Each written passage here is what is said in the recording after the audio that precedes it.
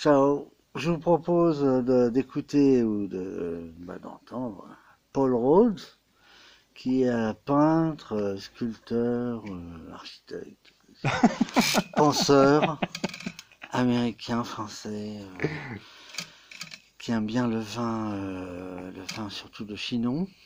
Donc on est dans la région de Touraine, là, on est chez lui, dans sa propriété, et voilà. Donc comme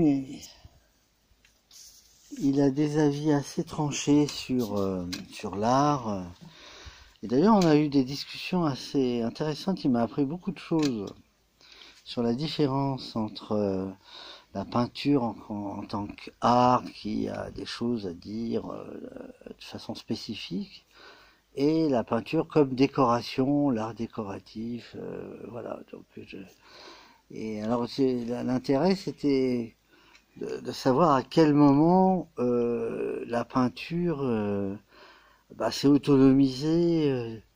À la Renaissance, là, était plus, on leur demandait plus juste de faire la famille sainte, etc. Mais ils faisaient des peintures de grandes personnalités ou de grandes familles, et comment ils sont arrivés à vivre d'eux-mêmes et à faire leurs propres choses, quoi.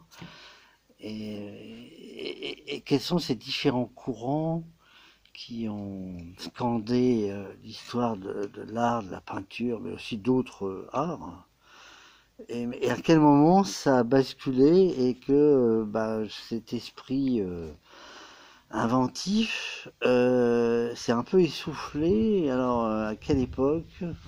J'ai demandé à Paul, je pensais que c'était à l'époque du cubisme, et il m'a dit que non, c'était à l'époque... pas l'hyperréalisme, enfin à quel moment, quand on parle d'art contemporain par exemple aujourd'hui, on voit bien que c'est un art un peu, enfin certains courants disons, sont omnibulés par la matière, donc soit ils vont montrer des carrés blancs, soit ils vont montrer de la peinture, et c'est tout.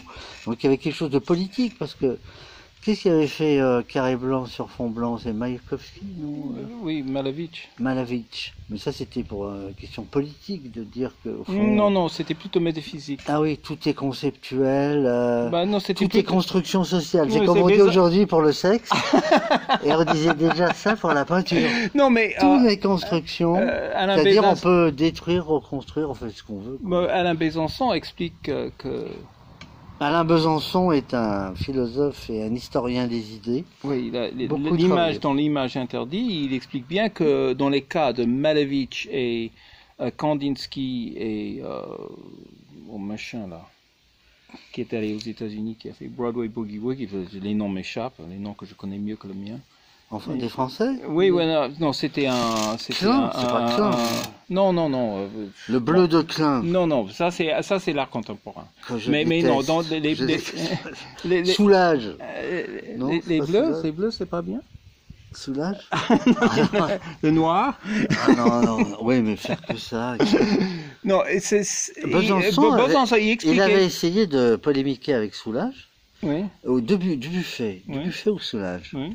En disant que sa volonté revenir à un côté primaire, premier, faire du buffet, il faisait l'art brut. Voilà, l'art brut, comme si c'était des...